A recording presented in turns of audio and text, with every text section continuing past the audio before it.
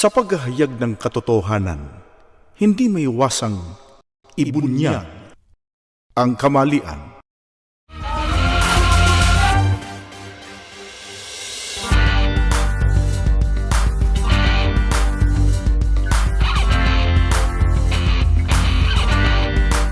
Isang masayang pagbati po sa inyong lahat, mga kaibigan at mga giliw po naming mga taga-subaybay. Welcome pong muli sa palatuntunang ito ng Iglesia ni Cristo, ang pagbubunyag. Inaanyayahan po namin kayo na samahan kami minsan pa sa isa pong napakahalagang pagtalakay. Bago po natin simulan ang ating pagtalakay ay panoorin po muna natin ang nakapanayam po namin. Pinanganak na po akong Katoliko, doon na rin po, yun na po yung una kong kinagis ng relihiyon. Tapos naging aktibo po ako nung simula pagkabata. Nakikipagkaisa po ako sa mga aktibidad tulad ng mga Holy Week.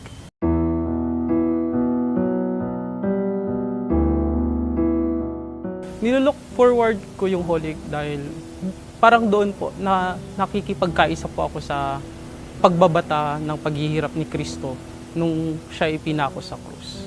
At doon po, parang pakiramdam ko na babawasan yung kasalanan ko. Nakaranas pa ako isang beses na walang sapin pa hanggang sa makarating po doon sa simbahan, kung saan doon yung huling stasyon. Masakit sa paa kasi tanghaling tapat. Tanghaling tapat siya, so mainit yung sahig, mainit yung mga bato. Doon, yung pakiramdam doon is parang nakipagkaisa ka na doon sa pagbabata ng hirap ni Kristo. At doon parang pinatawad ni Kristo yung kasalanan mo dahil nakipagkaisa ka sa paghihirap.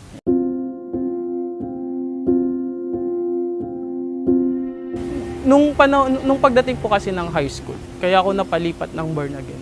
Kasi may mga naging kaibigan po ako na born again. That time po, tinuturoan po ako ng Biblia. Hanggang sa napagtanto ko na, oo nga, wala nga doon sa Biblia.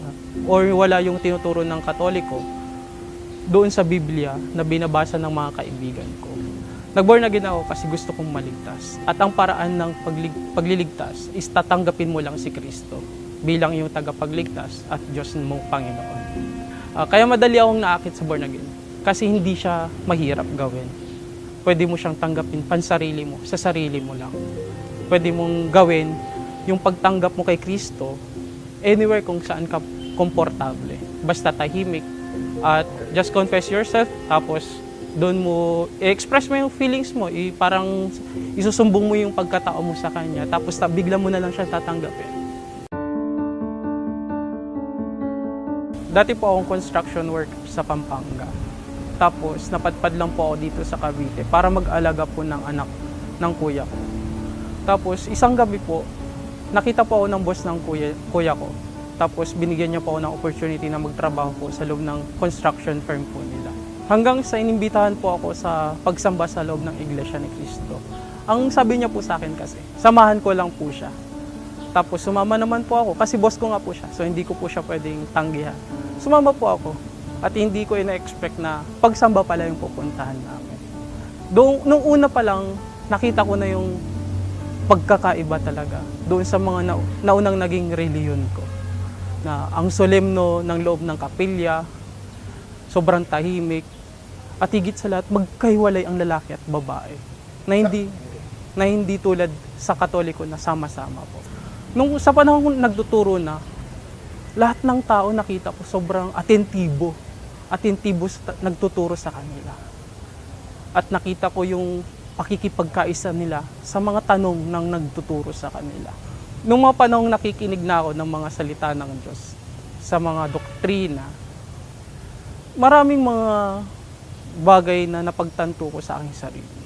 At may mga katanungan nung panahon nasa Katoliko pa ako na nasagot. Tulad nung bakit may rebulto? Wala namang rebulto sa loob ng Iglesia ni Cristo. At nung naging born again ako, na hindi lang pala sapat na kailangan tanggapin mo lang si Kristo bilang yung tagapagligtas. At mali na si Kristo yung papapasukin mo sa loob mo. Dahil sabi sa Biblia, si Kristo ang pintuan. Ibig sabihin si Kristo yung papasukan natin. Yun yung Iglesia ni Cristo.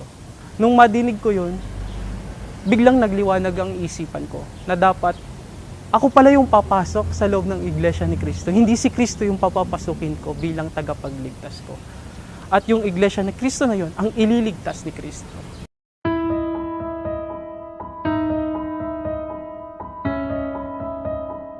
Ngayong Iglesia ni Cristo na ako, doon ko napatunayan na tama pala na dapat pumasok sa loob ng Iglesia ni Cristo. Kasi yun yung nakasulat sa Biblia. Hindi ako nagkamali sa pagpasok sa loob ng Iglesia ni Cristo. Dahil dito, mayroon akong katiwasayan ng pag-iisip. Dito, lahat ng bagay parang magaan lang. Kasi kung ipapasa Diyos mo ang lahat ng bagay magaan. Kung noon naging aktibo po ako sa Katoliko, kasi akala ko nakikipagkaisa ako sa paghihirap ni Kristo. At nung naging born again ako at pagtanggap ko kay Kristo, akala ko ligtas na ako. Nung pagpasok ko sa loob ng Iglesia ni Kristo, nalaman ko yung totoo. Na hindi lang sa pagsasakit ng sarili, makikipagkaisa sa pagsasakit ni Kristo. At hindi lang sa pagtanggap kay Jesucristo bilang tagapagligtas mo ang magliligtas sa iyo, kundi ang pagpasok sa loob ng Iglesia ni Cristo, maging aktibo at sa pagsama sa mga gawain sa loob ng Iglesia ni Cristo. Kaya pangako ko po na ipagpapatuloy ko po ang aking pagtupad ng aking mga tungkulin at magiging Iglesia ni Cristo ako habang buhay. Kaya nananawagan ako sa aking mga kaibigan at sa mahal sa buhay at sa mga nanonood ng mga programang ito na suriin natin ang mga aral ng Iglesia ni Cristo. Mga kaibigan, sa kasalukuyan ay may mga kilusan o samahan na sa biglang dinig ay tila baga nagpapahalaga sa Panginoong Diyos at sa ating Panginoong Jesucristo, sapagkat ang kanilang bukang bibig ay pagpupuri at pagpapasalamat sa kanila. Subalit, ang kapansin-pansin po sa kanila ay tinutuligsa nila ang relihiyon. Sinasabi nila na hindi raw kailangan at hindi daw mahalaga ang relihiyon. Ayon sa kanila, ang mahalaga lang daw ay ang relasyon ng tao sa Panginoong Jesucristo na para bagang lumalabas ng ating Panginoong Jesucristo ay kalaban ng relihiyon. May mga nagtatanong, hindi pa raw ba sapat na may relihiyon na ang tao? Naninindigan po, mga kaibigan, ang Iglesia ni Cristo na kapag mali ang relihiyon, hindi po tunay na paglilingkod sa Panginoong Diyos ang magagawa ng tao. Meron bang maling relihiyon, mga kaibigan? Meron po. Ano pong katunayang may maling relihiyon? Pakinggan po ninyo, babasahin po namin ang pahayag ni Apostol Pablo. Ganitong ating matutunghayang nakasulat dito po sa Galacia, sa 4:9, ganito po ang kanyang sinasabi. At ngayon na inyo nang natagpuan ang Diyos, o dapat kong sabihin, ngayon na natagpuan na kayo ng Diyos, bakit naman nais ninyong magbalik at muling maging alipin sa mahirap, mahina, at walang silbing relihiyon? Ganito pong pahayag ng Biblia, may binabanggit na walang silbing relihiyon.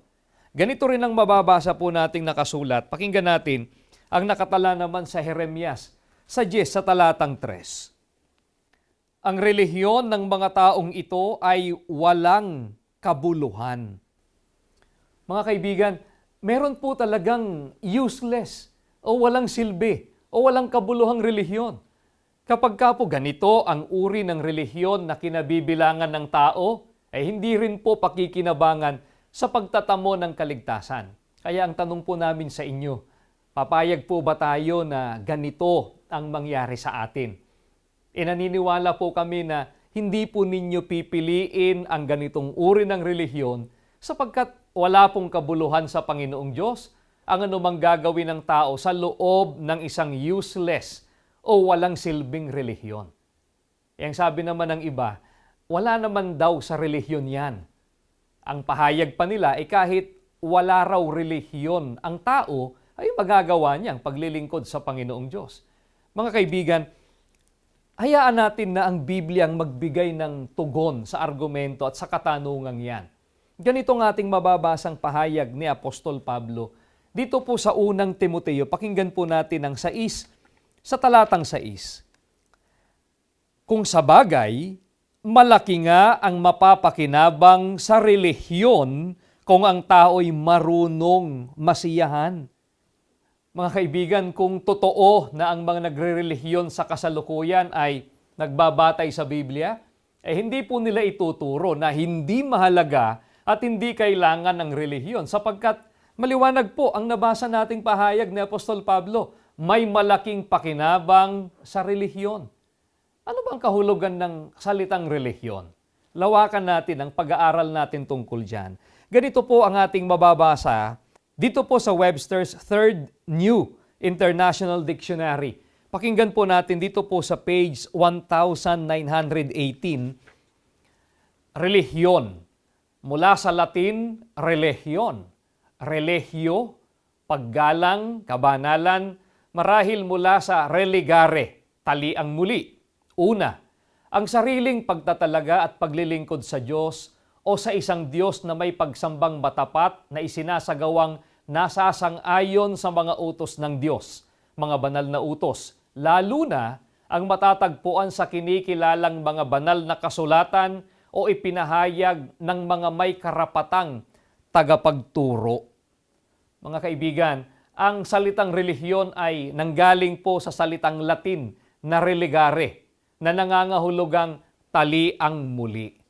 Sino po ba ang nananawagan ng panunumbalik sa Panginoong Diyos? Palatandaan po ng pag-ibig niya sa tao para makarating sa tunay na relihiyon. Isa pang tanong, bakit kailangan ng tao na makapanumbalik sa ating Panginoong Diyos? Basahin po natin, ganito po ang nakasulat sa Biblia. Dito po sa Malakyas 3 sa talatang 7, ang sabi po ng banal na kasulatan ay ganito. Mula ng mga kaarawan ng inyong mga magulang, kayo'y nangagpakaligaw sa aking mga tuntunin at hindi ninyo tinalima. Manumbalik kayo sa akin at ako'y manunumbalik sa inyo, sabi ng Panginoon ng mga hukbo.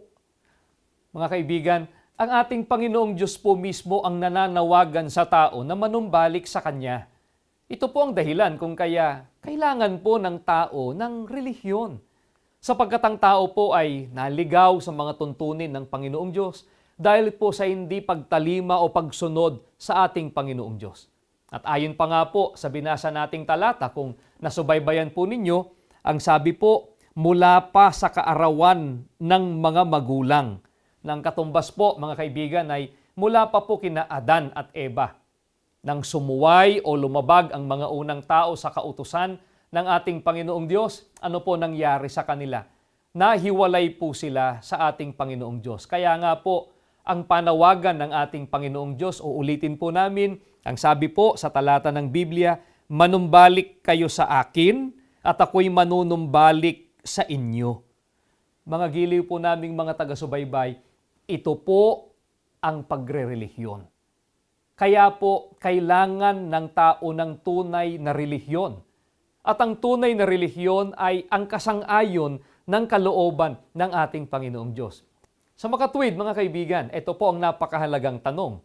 Magagawa po ba ng tao ang makapanumbalik siya sa Panginoong Diyos kung wala siya sa tunay na relihiyon? Sigurado pong hindi. Kaya, ang mga taong nagsasabing hindi na kailangan ng relihiyon, kalaban po ng pagbabalik loob ng tao sa ating Panginoong Diyos. At iyon po ang katunayang hindi nga sila sa Panginoong Diyos. Sina Adan at Eva lang po ba ang nahiwalay o nalayo sa Panginoong Diyos dahil sa kasalanan? Ituloy natin ang pag-aaral. Ganito po ang ating mababasang nakasulat sa Roma 5:12. Kaya kung paano na sa pamamagitan ng isang tao ay pumasok ang kasalanan sa sanglibutan at ang kamatay ay sa pamamagitan ng kasalanan, at sa ganito'y ang kamatayan ay naranasan ng lahat ng mga tao sapagkat ang lahat ay nangagkasala. Mga giliw po naming mga taga-subaybay, napakaliwanag po ng pahayag ni Apostol Pablo. Lahat po ng tao, maliban po sa ating Panginoong Jesucristo, ay nagkasala. Kaya ang katumbas niyan, lahat po ay nalayo o nahiwalay sa ating Panginoong Diyos. Kaya lahat po ng tao nangangailangang makapanumbalik sa Kanya. mga giliw po naming mga taga-subaybay, mga kababayan namin, ito po ang katotohanang nais po naming makarating sa inyo. Kaya nga po may ganitong programa, ang Iglesia ni Cristo, na nagtuturo ng mga aral ng ating Panginoong Diyos para mahikayat po ang tao na sumampalataya sa tunay na mga aral ng Diyos at makapagbalik loob sa Kanya. Mga kaibigan, ipagpapatuloy pa po natin ang ginagawa po nating pagtalakay. Yan lang po kayo, magbabalik pa po kami.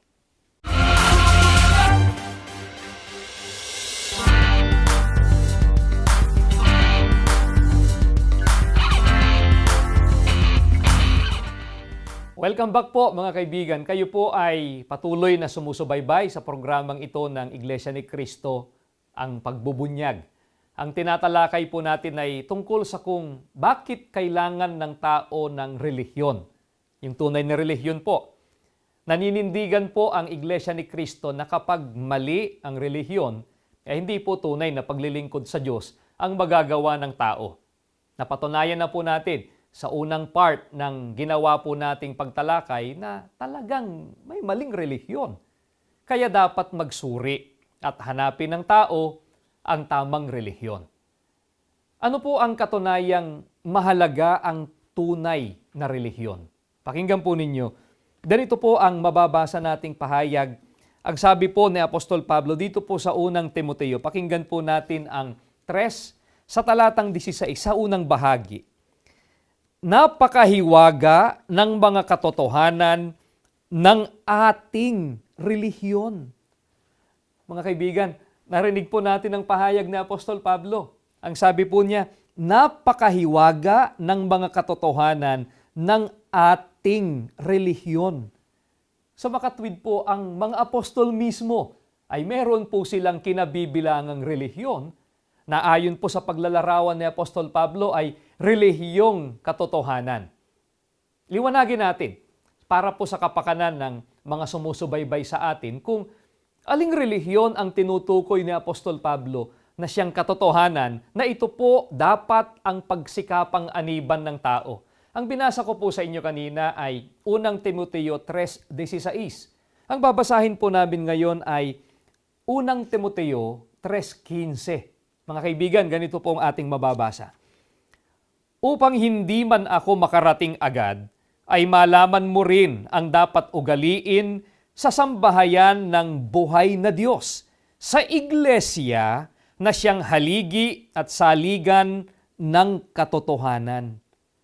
Mga kaibigan, ayon po sa ating binasa, ang relihiyon na tinutukoy ni Apostol Pablo na siyang saligan ng katotohanan, wala pong iba kundi ang iglesia.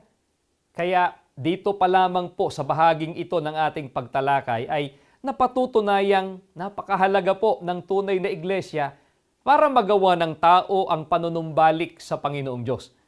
Kaya anong kahulugan kapag ang tao ay wala sa tunay na iglesia? Nangangahulugan po mga kaibigan na wala rin siya sa katotohanan.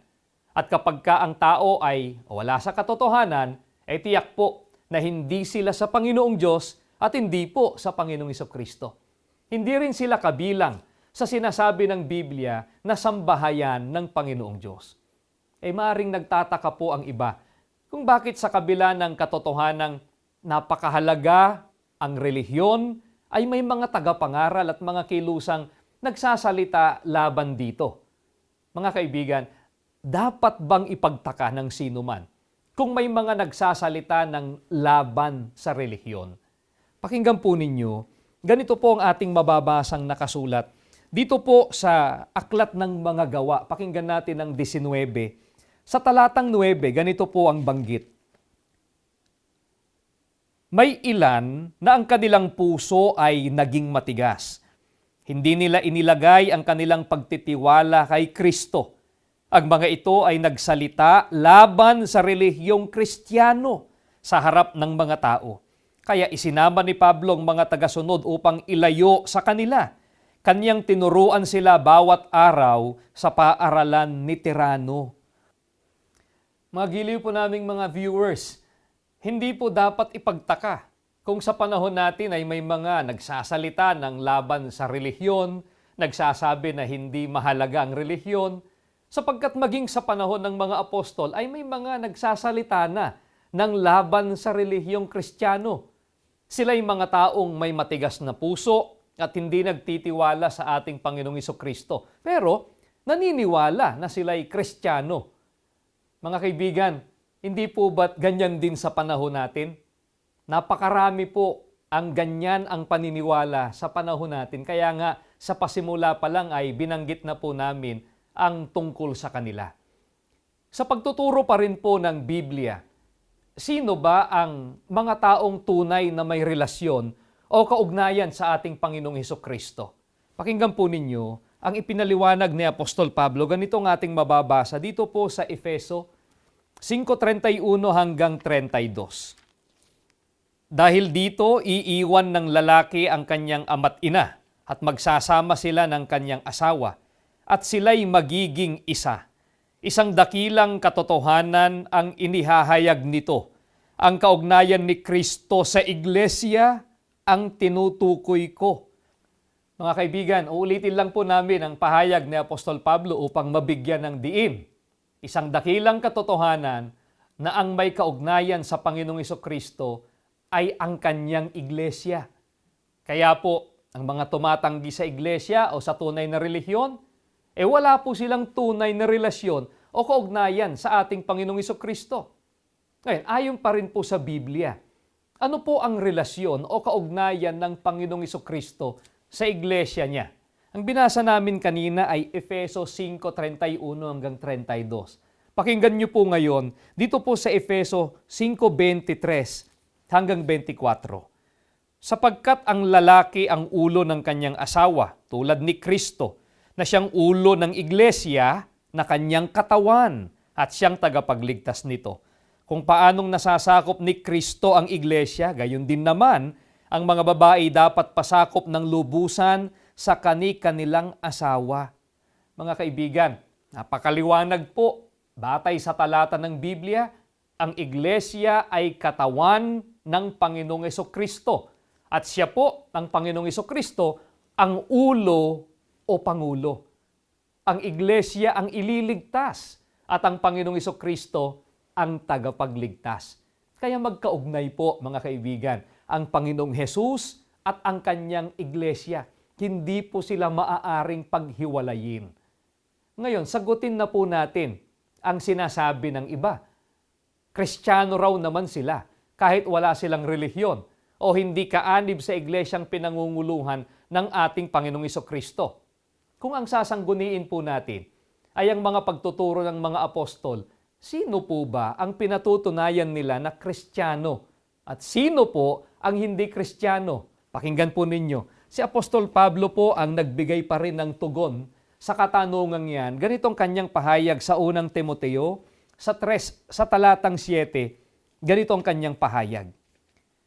Siya rin naman ay kailangang iginagalang ng mga taong nasa labas ng iglesia, yaong mga hindi Kristiyano. Mga kaibigan, ayon po kay Apostol Pablo, ang hindi Kristiyano ay yaong mga taong nasa labas ng iglesia. Kaya, ang tunay na Kristiyano ay may iglesyang kinaaaniban. Ang mga taong nagsasabing hindi kailangan at hindi mahalaga ang relihiyon o ang iglesia, hindi po sila tunay na Kristiyano. Yan po ay alinsunod sa pagtuturo ng mga apostol. Aling iglesia po ang kinaaaniban ng mga tunay na Kristiyano, ayon pa rin po sa pangangaral ng mga apostol.